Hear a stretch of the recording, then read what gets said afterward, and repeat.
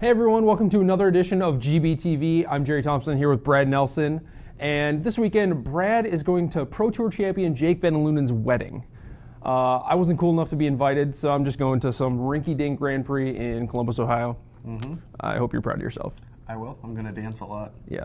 Okay, so the format is modern, and for the most part, like, modern is not a widely played format. People just play it when they're trying to qualify for the Pro Tour, and that's about it. Yep. I do think that Wizards is trying really hard to make this a format that's worth playing.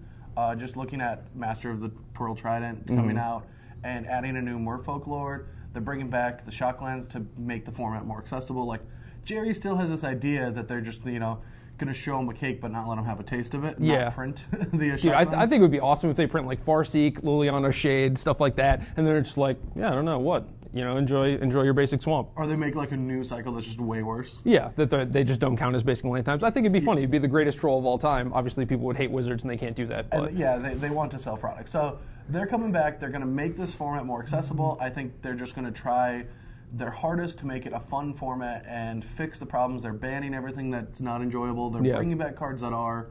So I hope the format becomes real, but right now it just is something that we play test when we have to play it. Yeah. And hopefully we'll have real tournaments soon with the format, but mostly the format is huge. No one really knows how to get into it. It seems like actual homework when you ever try to get back into the format. Yeah. And I mean, the last time I played the format, I was playing Rug Delver, and I thought the deck was really good. It was like this tempo-based deck. Delver's obviously amazing. I actually kind of liked the cantrips that it provided, like. The bad ones? The bad ones, yeah. Like, Serum Vision was way better than Preordain when you're trying to flip a Delver. It is. I agree with that. And so I liked that, but why is that deck, like, moving from Rug Delver to, like, blue-black or blue-white? A lot of, like, Geist of St. Traps. The card's good, but, like, I remember Tarmogoyf being Tarmogoyf. Right, yeah. I don't know. Geist is just, like, hard to deal with. It's a super fast clock. A lot of decks can't really interact with it, and there's just like so many different versions of Delver where there's like blue, white, red, blue, black, and sometimes people play it in blue, white, but mostly it's just like Spellstutter Sprite, Restoration Angel, stuff like that.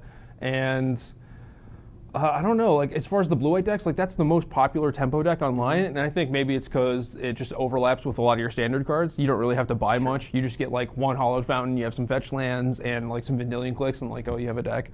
So. I mean, that is true, yeah. You just need your Spell Pierces, and then you're set after that. Yeah. Maybe a couple paths. I think the deck runs path, too, right? Yeah. Yeah, so, I mean, yeah, you have Standard Delver, which is like a 300-ticket deck, and then you can just, like, buy 40 tickets worth of stuff, and, like, you have a I mean, deck, so. Like, Vendilion and Hallowed Fountain, they're like 20-ticket cards or whatever, so they're kind of expensive, but it's really not that big of a deal. Like, if you could afford a Standard Delver deck, presumably you've won like 100 tickets that you can use to buy a modern deck. So, I mean, that makes sense. So, I think Delver's probably going to be one of the most popular decks this weekend. Yeah. Because we all love flipping our Delver secrets. I'm not going to lie. Yeah, we do. The problem I see with Delver is that against any red deck, it's really hard to gain any traction.